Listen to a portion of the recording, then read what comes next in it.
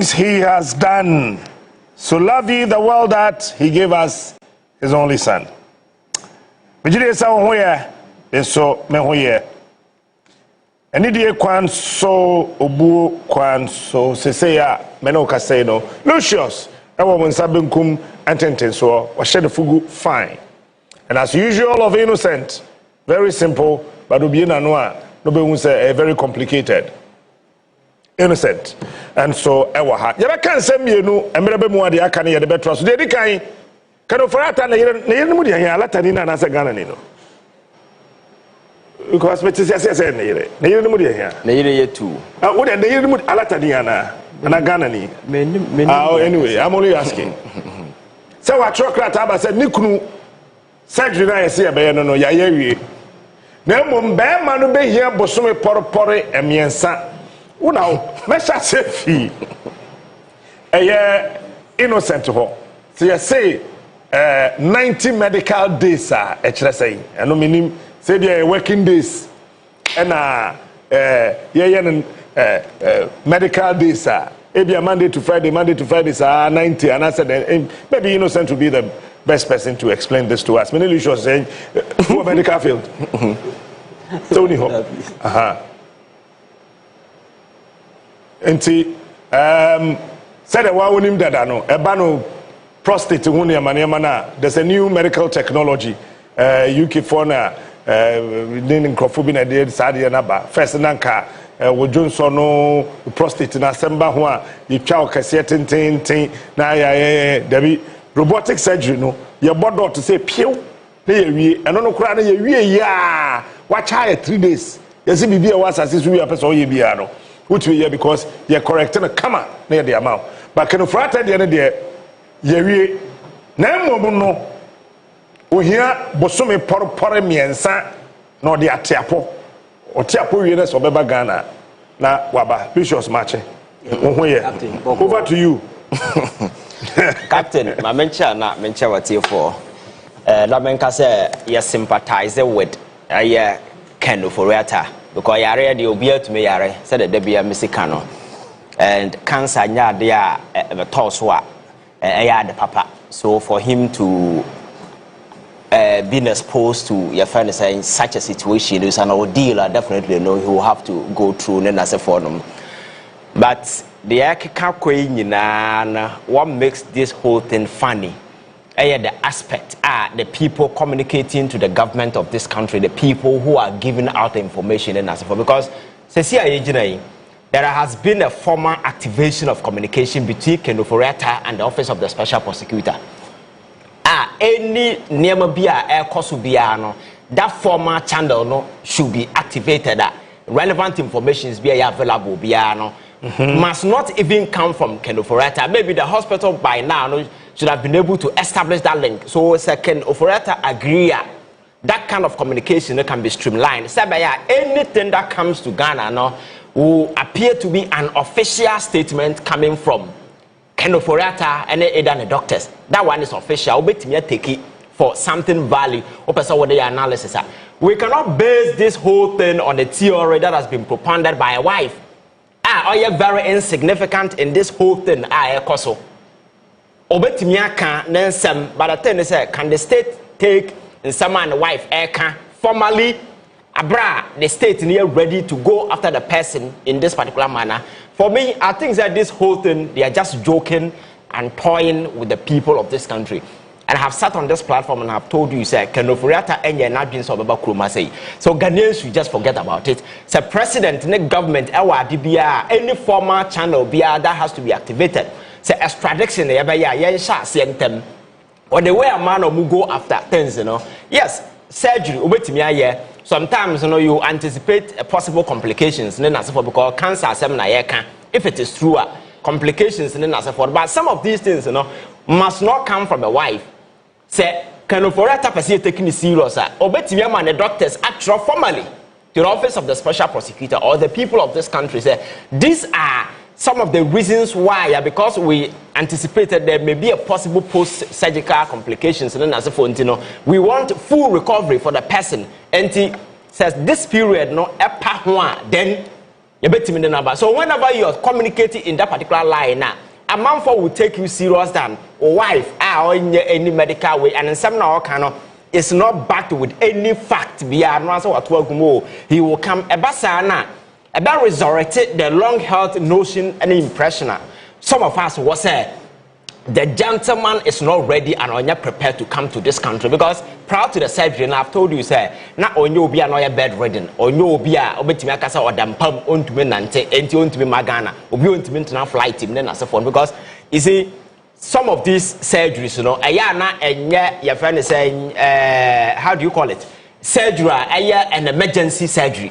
Some of these things, you know, sometimes a planned surgery. That is why I'm on long term.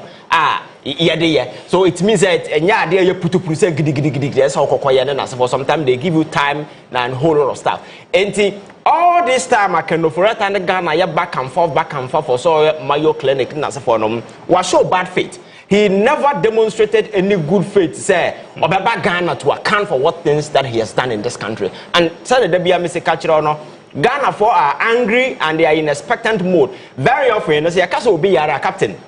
A man for sympathizer with a person.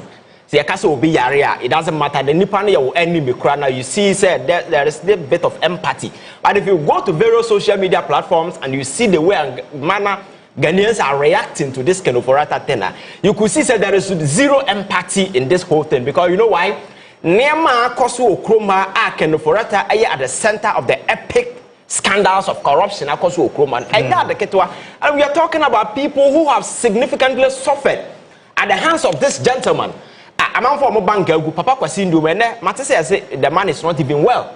I will be okay to you, Mama, man for Jumaura, and they are dying a Kaura and not or see about things as a man from Betches in the because God Coast, you know, there are several people, Musica woman, Bessino Monsankaye, and there are several other staff at Aircoso. So for me, I think that we need to show that seriousness, that kind of Ofori-Atta and demonstrate to the people of this country, say he is ready to account for his crimes because Neamana, Akoso Okroma, he is the masterpiece at the center of this whole corruption puzzle now here try to unlock said that there be a Mexican. And for me I think say it's very shameful said the akosunu na on Nabusian for are trying to play and toy with the minds of the people of this country, and for me that is the problem. And a captain Nansa me to say let the Biaba Bontia Ken Ofori-Atta family na Chokoma special prosecutor say omunyi Nabusian omunyi num free your friend saying Interpol red alert so na a good family anymore say daben you see and I make us say society na team no there is absolutely no shame because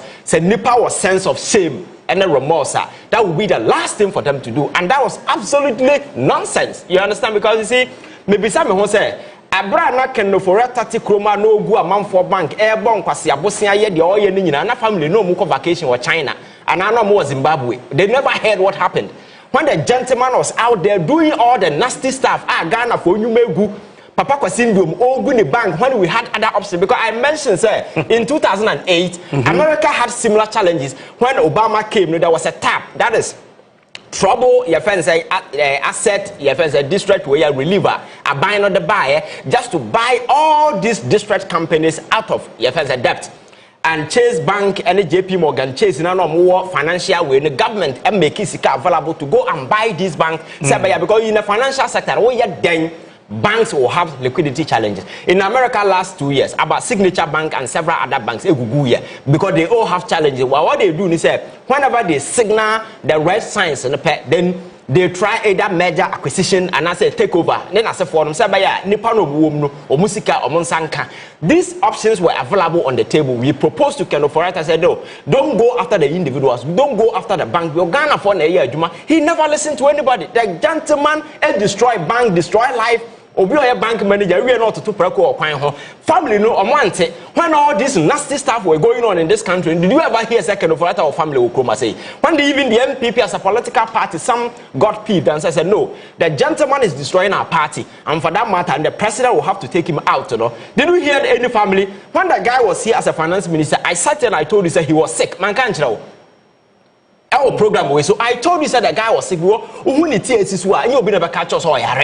the guy was puffy. At the time, no, the family no any love for that gentleman. And because no, Ken, At this time, take a break, go and seek care for yourself. You allow him to hang on because at the time, people were enjoying him. People were flying first class. People were enjoying big contracting as a forum.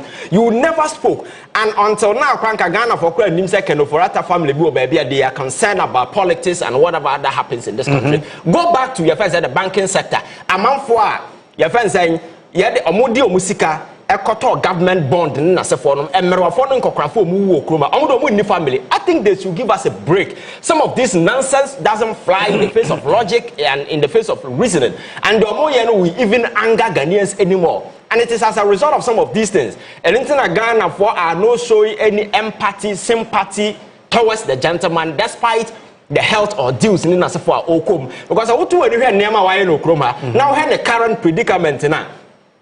There is no way wait me sympathizing with him because a bidum there Omanyara Nkoda hospital omuye papa ya fa Kama pharmaceutical say we Senchi mine omunyina died as a result of all these things and Ofori-Atta one way or the other nensa the death of these people because they died as a result of hardship or the ba omoso among for banking sector eku omo okroma nya de ketwa. All these things were going on. We never heard of a family realizing said Niamana Yabano are very dangerous until let us come in. When the guy was foolishly borrowing in this country, I already seek a kinky party because Wakobobosia, Nanya damn the whole team Okobobosia.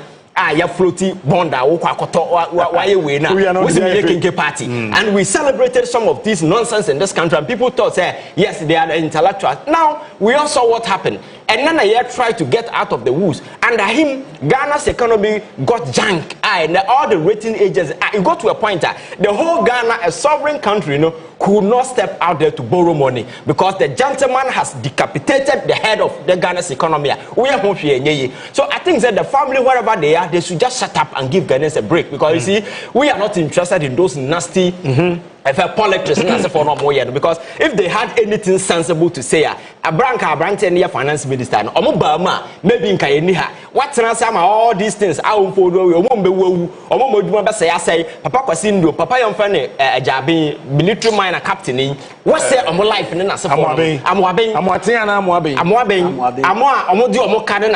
you think life I say, for a car, Papa Kwasindo, dear man, I have a friend or a medical doctor in there.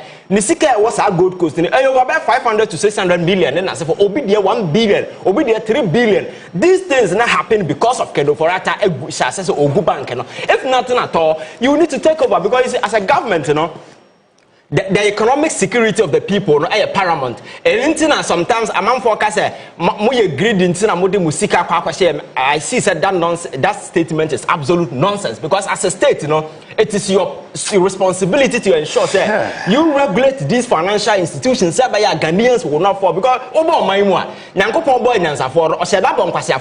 don't forget that. Yes, I know to fly. Oh, it's a fact. Yes, what I say? So those vulnerable people, it is the responsibility of the state to ensure that he protect those people. Now, your father saying, consider that Onua sorry be among 40 teams on Kotenya.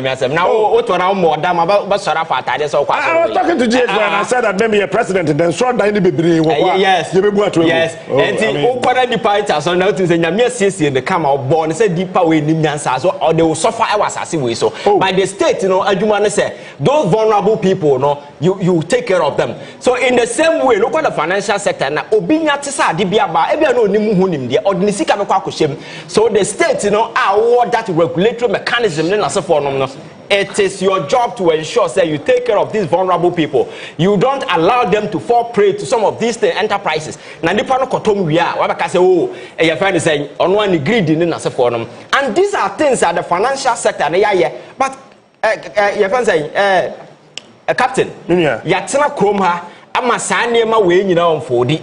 Nema say, yet me yamani ye economy na Ghana economy that come enya nyame adom de dollar ni cedi na stabilize amaye ka eso slash by down and Ghana ka egu so enya ka ketwa. And it's not as if that these people didn't know what they were doing because the whole concept, the whole motive ni say You're taking over the financial sector of this country. Now you're making sure that we own it, we control it. Even in opposition, we'll still be in control. But catch any person, you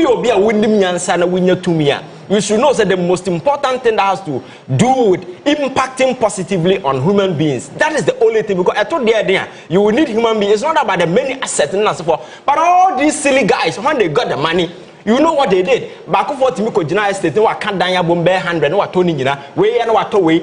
Nobody focus on humanity building the next generation. And as for Sabaya, Nipa da Sanibe who say, oh, Abraboya, yeah, boy, man, so these are the contribution, Matimaya, man, leave this particular legacy there for the younger generation. Sabaya or Monsono.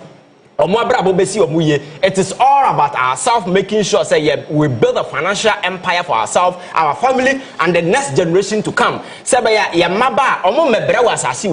what we are saying we are sure say what you know that you push them to a pedestal. They can make life on their own. You understand that? But these criminals will only make sure say they set their children up forever, and for that matter, no, they will be out of everybody's league. They live with a certain lifestyle. But why ye? I will come no. Na sasi Canada yes, I money no. Your sweat, your taxes, and for na man for DD.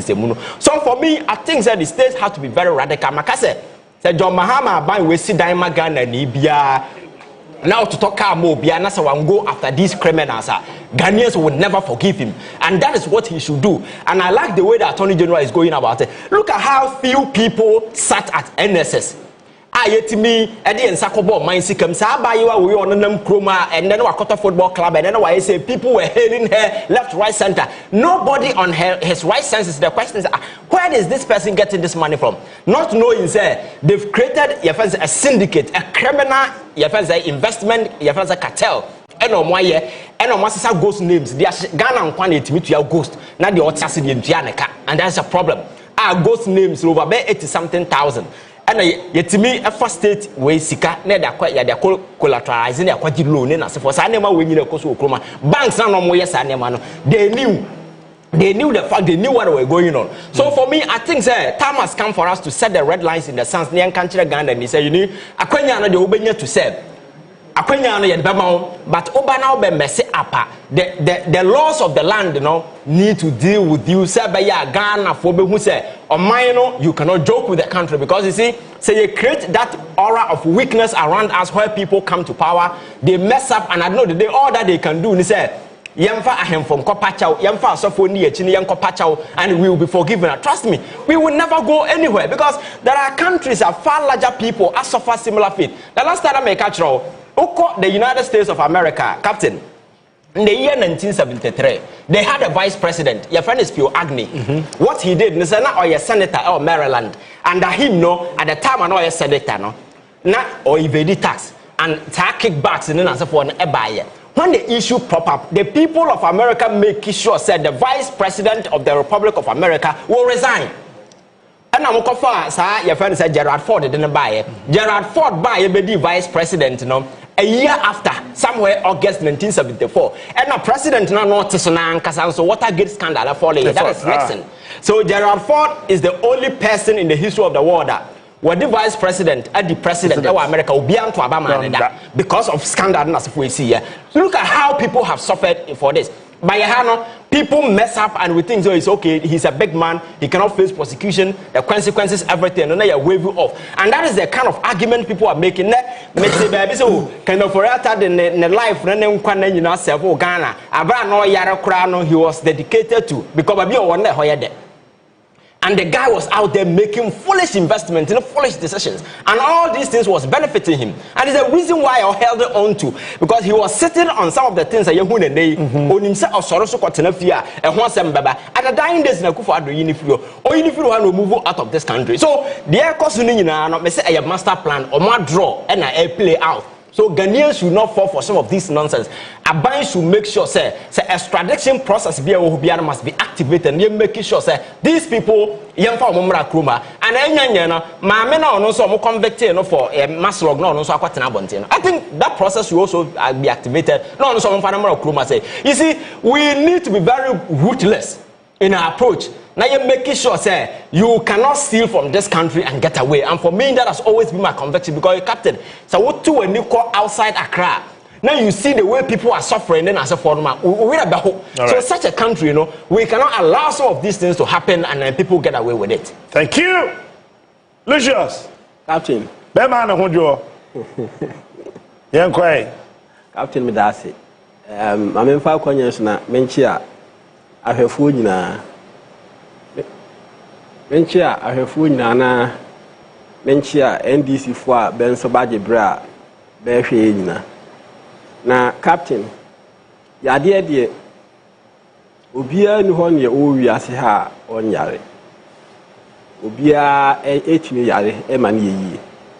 Enti se koba ne se obedi dwuma di bi na se yade besi ho kwan a eno nko ade yetimi eden yetimi exempt o mpanimfo kan se bi se yisai eyi yade enti se oye ohene mpo a usai se o se anadu anopa o bibia ye be fra obia no obeden obeba na mmom yade nko ane yade a ebetimi ama ohene ye be fra na obeka se o mintim nyeden mintim emma enti Ofori-Atta yare a otise onipa bia o asase so enti no ebetimi aye nokre se oyare na mmom se woni obi yeden edi nkita ho a se otimi respect nipa no nso ni nyansa wati ase se otimi ema amanfo hu se onipa yi so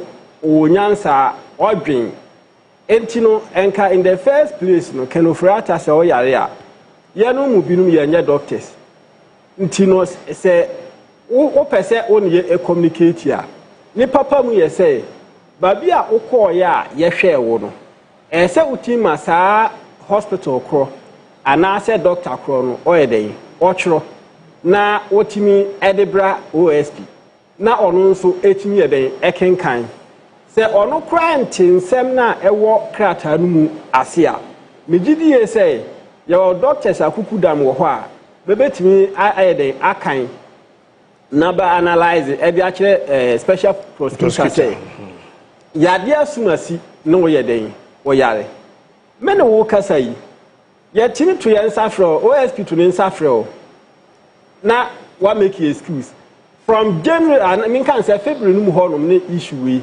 started say oto ne nsafre wa time bia o de yade eni yi ho ano yade na wo di yi ho ano no so nyina na akwa eti say wa mom no te ho no ma o trotron krata e de yede e de bre OSP na ene ya ye kan ho asem yi ene de kra mpo de akwa ye o wife o yiri mom ne nne de ono ka kire Ghana fo say yade na o yare no ene wakwa ye surgery no awie eni nti no obeba in 3 months time. Now the question is that sa information you know ehefa no wife edi free or no communicate as a surgeon or no mom operation no no e report ya Ghana for ana say or communicate as a personal aid ana say saying wahu nti wotimu say enya dia Ofori-Atta na busuafo be respect Ghana for be muye in the first place because o hwe ne ya communication na or the buy no needless na che say krampo de kame akwati say ono na to information na to abontin say special prosecutor pa onkofa na ohun say ne kunu no ayeden akoye surgery eni into 3 months time ne obeba na unse eni na Ivan o sha ase o ke say special Ofori-Atta enye na dwen se obeba Ghana ne aba Ghana china enti eno aho tricks no ayeden wa sha ase a oye no and mene no so ya adwen asasem na okan mene no ya adwen in the first place na enu kwanse special prosecutor yenhwe ha ma Ofori-Atta every man there be said that time no be an issue any arrest order be for him say na information na open say we investigate no and 2% investigate na nipa no haro nko ade na ese nka otimi eden wo hwe investigate na ansa na wako be sabre ya wako akodi ho edie ebe eden wahu eni ntino ne me ka dia akwa wie say saa way of say ayi Ofori-Atta no na busuafo wo ho no ma na busuafo aka ache o say o red alert ed na to wunyini mfiwo wo ho ana na yere enso de ayi communicate eba wo ho ana nti chese kame akwa ti say buo na ne benye den be mu Ghana fo this is somebody what na Ghana high say atimi ayeden adi insamoni bebre ama busuafo ho ehwe Ofori-Atta ene ode yade eyi no ho ano but time na MPP was nyama bebre ekosu Captain Okai ayi ofren saying man Williams Tevi NCA charge via the ball Williams Tevi about $4 million ayi corruption the scandal papa not every week be no worry na issue na katita esheno but every week be not oko court twice every week oko court twice oko Tuesday no was in court Thursday per sitting be no spend 4 hours until within the week na man no spend 8 hours e court MPP for hu ni mobile say obi a owo renal issue katita shen or court na court na katita shen or the court 4 hours within a week oko twice every nyina chi ba mfa no wanche no besan jeli 16 years where near MPP for 18 years no asasi so but jeli 16 years na jail no nyina no osanko maritime hospital every year be from offense prison no akọ maritime hospital enti other jail nyina no osane hwe no ho yade enti se yetim de yade yiye ho anu sei dia e ma ne yeyi a adenti a ho no mom no mutimi prosecute obi nie oyare etwina de no kotu na ho de hu nipa de bawo MPP for no pese sometimes be pese paint picture bi I say be first class human beings dia Bernard ye say be mom ne issue no fa be ho a justifiable but say any other person bi ade a ene yemfa no famra kwan so na nsan ya ya chi wu ntumi ana be ye woyo waya yi kwabnado for case be chi ayi kwabnado for obi a obeye ayi deputy governor esan be ye governor then time ayi bill terms abedi man no 100 million ene no na ye ayi chairman wuntumi de be ye hu dede saa enti no captain de ameme kan de akọwie say Ofori-Atta obi a wa mamanfo bebre awu Ghana ha wa mamanfo bebre anya ofrensen yade a ne beko be yade what you say banking crisis ya ayi Ivan kan ho asemi now there wasn't any banking crisis bia artificial ban be creative be share that creative say na banks no issues because now the minimum requirement are banks ehia Ghana high say 120 million ne bank kasabetna ase share say yankuku minimum capital requirement emfa 400 million from just 120 million to offering 400 million now for that time ahode ama banks no say benfa ntua sa 400 million no just about 1 month be first can wo he wie ya nipa no antimi anya sika no antwia wo ane bank no kra no onye liquid eni nti no esem ye den me revoke ni licenses obi ho a no afre no say wo pede a ane je say consolidate ya keka bom obi ho a je say ye gu no na wo yes ane ho de gu amanfo banks wo krom ha sei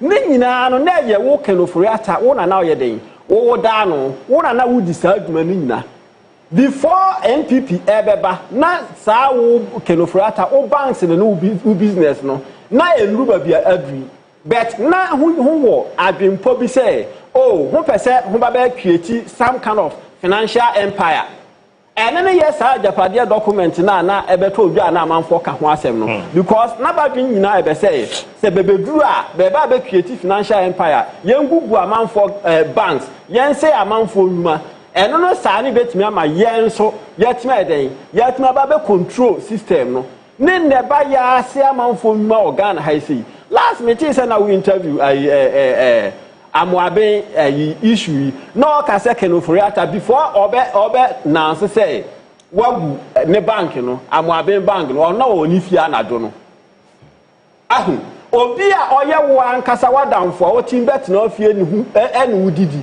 wonim pefe say o ba begu ne bank eno no krampo no wan ka hwe anche no ade a chen ye na wo ho titi hu na nipa no te ye ne say wagu ne bank nipa bonefo sem we se ofa Dr. Indom bank na begu no wo ni companies dodo na be save wo sa bank wo de ma Dr. Indom krabo from sa de no because na companies no dodo na GN electronics GN credit GN farm GN media GN whatever ni na ben so be save wo GN bank who collapse banks no sa companies ni na sika na wo GM bank no kwanfa ama no ohu kwanfa miska na ama no sa companies na save wo sa GM banks ni nya sika na ewo ho no who collapse ne who seize who freeze sa accounts ni nyina na se wotena ase eye obi se ya ena na kan Dr. Ndo na ye friend no adwuma wura ono no create adwuma organ ha manipa bebre enya bi ye no ene ninyuma ni nyina hwagu no kame akoya te se won create adwuma bi ada you see yentena wiase enye saa ene ya offense ye ka won se na wo ka ayifo asem wo sofu ya asem about ono so ka se National Cathedral ye ma be $25 million me asambe ma be 25 million Ghana cedis enu mom me den eya de a sika be mom ben sakaye so kame akoya te say enu the 58 million na Ghana for nyina ka ho I no credit dada o that time na fe ne year 28 na ma o entina no ye Pentecost aso dem Asukwa Church of Pentecost PIWC Pentecost International Worship Center and na all chiri say that time no na ye mo sha say na 3 months into the administration of the cathedral no na buy no more $28 million and $25 million na no na parliamentarians no ntia say but then no sikare beto my account no na nye government money as my papa kan no and no oka source say na nye government money yes serious na government money wahu enti Ofori-Atta adiboni bebre organ ha ya ene no sa public sympathy na ope no on merit because enam ono ne nsamoni a wadi so ama nipa bebre awu kurom ha sei enam ne so ama nipa bebre si sa domestic debt exchange a odiba yi no enipa bebre pensioners ana be sika ewo banks a na at least be pebidia to aduro mpo keke aduro obi a wakọ pension a ono ni sika wo bank o pebia to aduro keke kura na onya eno so ne masa pharmacies ya wo kan na asemi no eno so ne odi wuyi how entino captain meno de megidie say Ofori-Atta nye ready say opese oba Ghana but ye hear more commitment from the OSP kame akwet say Ghana for asha say kase wo ben sheda hu how committed bia say OSP no what you say and again we hear no through hon ma ye wo other matters wo why say OSP no or den ohwehwem onye no ohwehwem because Ghana no ya boka ache yes ka kodi amanfo ho ache this is the time say etimi den yetimi retrieve yes ka Ghana ha see Captain is done now. Maybe that's it. Hey, that's the time answer. Oh, let me check. Mam time kakawa. Na yen rent issue no.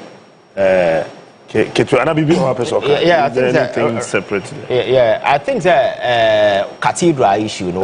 Yes, it's issue about the table so we can't overlook it. Because opadia ba kwa bogan economy to krupa ba kwa Onua. And you see the air cost union I've seen said the very people mulidi charge for this senseless enterprise. Yedi sika ko shame no. All of them are feigning ignorance. Just like Papa Ikan say no nim. Na yedi what to board so.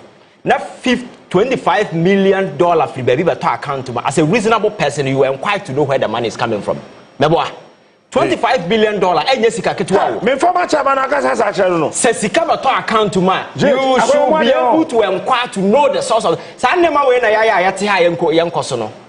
Because if we look at personalities, we don't look at the deeds that they do. Because these are people more study to a higher level, no? They should be asking all the critical questions. Me young man, I shouldn't be the one to ask this question. They are the grown men.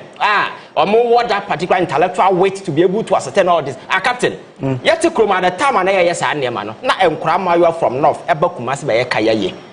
Yes, yes, Kaya Yamomo. And some of the villages, you know, Nipana and Moa and Numinsuo from the same stream. Now we are suffering a mini panabet, dear Nimusiam Fagana, Sikankosi Cathedral. When if Rena unity could walk Koleburu, we couldn't finance people. We answer however. These are issues that we need to talk about.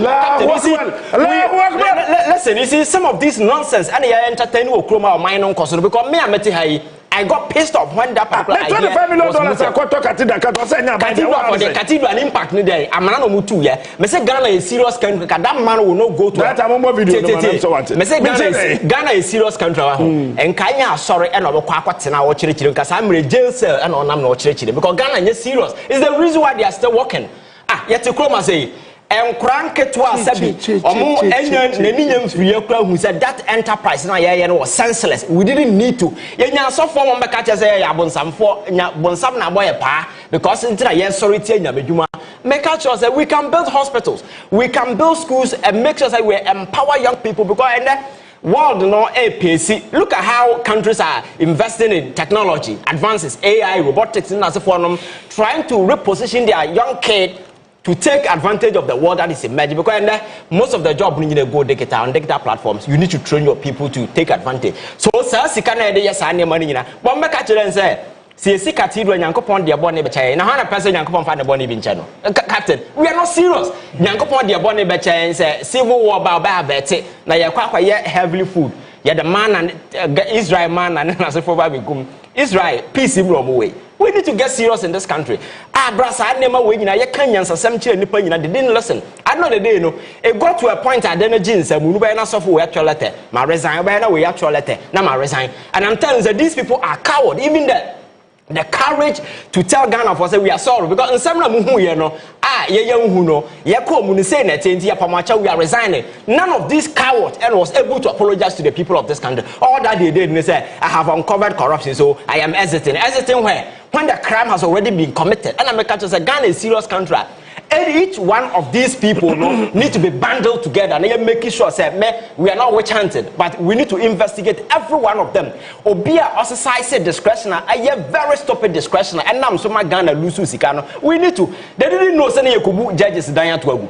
They didn't know say baby and I question near the farm for life. They didn't know say I didn't hear you didn't mean I'm not able to. Because you are not sat here and I told you said there is no way between a complete cathedral because funding and so on. You never also mark for my sika.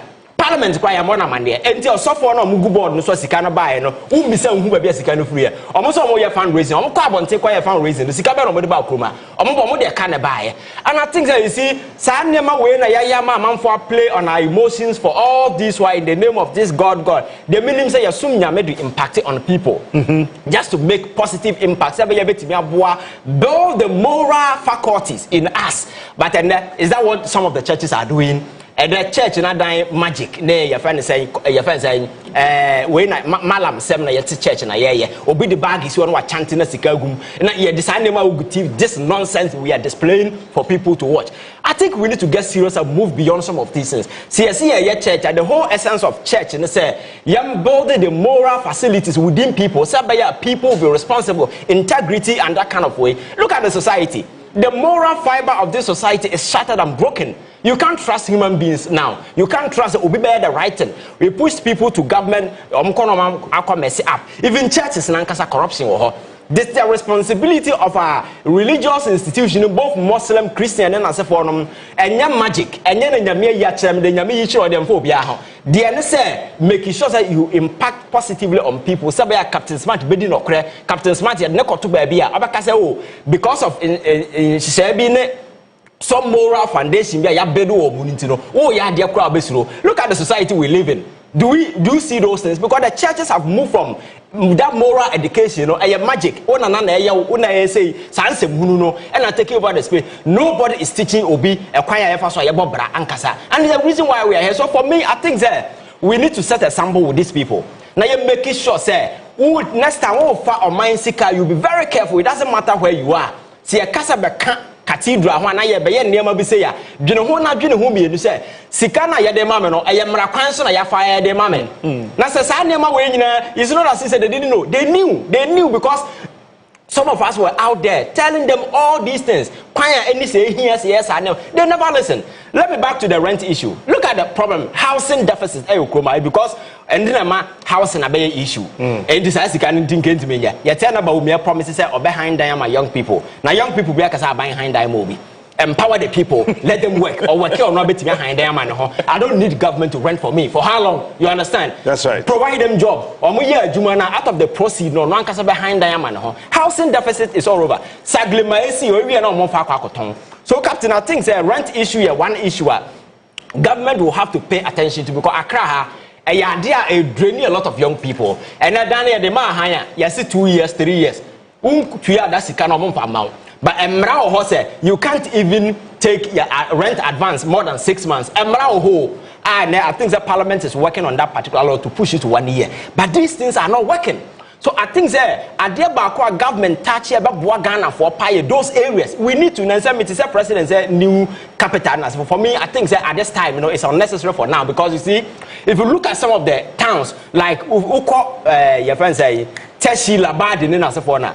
Some of our dynasties, why don't you come out with a plan and redevelop these areas? Land now, we see how you can give the ground floor to the family. Then the about Tosso Abontimbiano, government can rent it out. People will have a place to stay, and it will decongest Accra. We don't need to move to go and build new city anywhere. Right. I think that decongestion, see, yes, I am a bit more creative space for a month for a take away some of these challenges.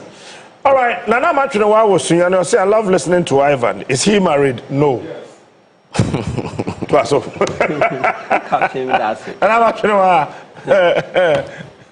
Ivan is not married, but you are engaged. Lucius, that's it.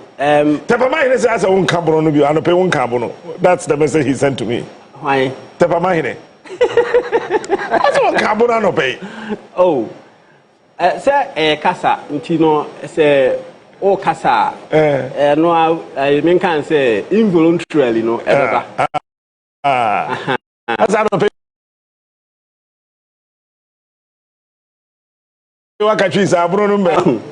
Captain, National Cathedral, dear, we say Yaka, Bibi. Corruption now, Yasu Sosuna, Wahu, Ekahubi, any ma, Sani Manuina, 18 day, 18 Koso. Say, President Esoreka say, oh yeah, project BTSA. In the first place, we okay say, and now there's obey or Mainsika. Time and another, and I've been say, or Babisi National Cathedral, okay, say, now the obey or Mainsika, maybe I did, ADS. Now, every channel, say obey you or Mainsika, and I say you or Mainsicano. Assassin now, Quacosino, so now you're minor dear. Assassin so crying and ye petema, Assassin and Edaho.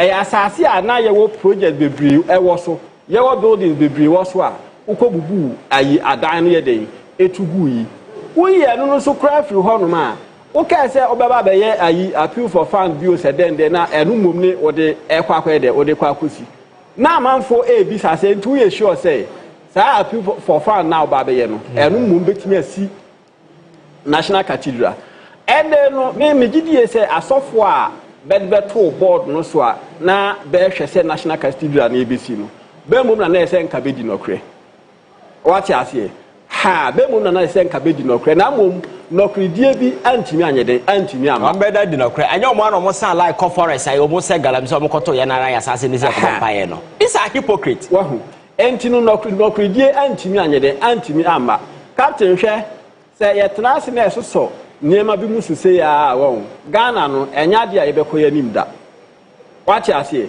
ene me no woka say no sa national cathedral na ankasa kra no me gidie say bibia na course ho me tin say ayi bribi say president care say be ye hu adumo say bisa me feel say e ho no kra de no kwan say ye diska bia ko ho bi ebi onsi mahama onsi ai enu kwan say diska bia ko ho bi also de be ye mother and child hospital good enti ayi board na ye set up no so no they should call them to account and in the enya say bia be ba be che say ye the 25 so for account we say yen call for account why so for na nko jail oh say yen ka say jail say ya mo they account $25 million and to kro na da ono na say mutu so for account for Hong Kong I say na person ka yo person nyam kaseti mutu so for captain well you say I person nyam kaseti captain unu say ohene ba so nto ate what you say aha ye to ata na say wo de wate besi so a na onim say edi na obeka say wo ye hene banti ma ye mfa ate na nto ate no bi an ye nto ate no bi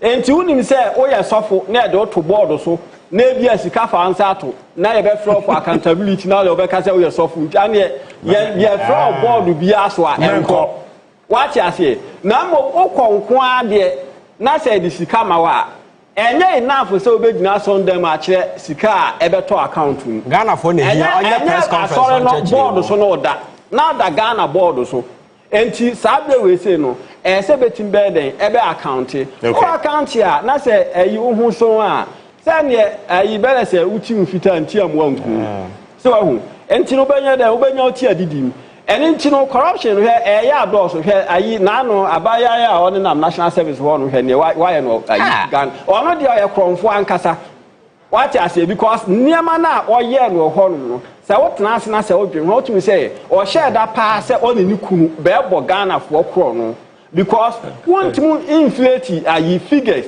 national service fo a be wo ho no na ayi number no why no times be 2 na wo mom odeko na say the sika no ma wa na wa divert the akogu offense and private account wo wie nso a wo tim national service for din be 900,000 na wo de akọ serve as a collateral na wo de akọ secure loan about 30 million eye krono ankasa na sa ba yo na dwen se obebo oman no what you say enti entim ntena se enso so sa nema we so sa se ka se ye tena se ane oman no bebo me da se for no kwasem monyame nim say yesi ye bedi MPP for krono o mobo ye chia wo ho me do nyame na na do fie of flowers na e betutu akodua no wonsanwom yesi ye bedi krono MPP for boy ye chia wo ho ene niam o mo ye wo ha nka kofa do fie ho ni ma ho flowers ni nyina yesi etutu ni na de ko nsanwom kodua ho eso mo nyina koje ko se nso kra de gusu kra na corruption ska basi ye hwe de ewura baye I've mamenda wase enura ai passion for cheme Father's Day ade am so mam too enka honam babli ache nti happy Father's Day from Passion Air. Thank you. And then hey, why did I mention no problem.